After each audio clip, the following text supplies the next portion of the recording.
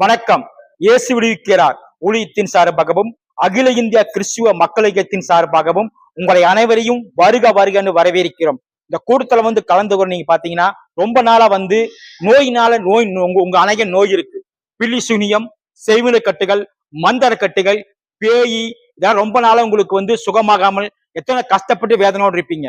இந்த இடத்துல முழங்காலிட்டீங்கன்னா இயேசு கிறிஸ்து மூலியமா உங்களுக்கு அற்புதம் நடக்கு.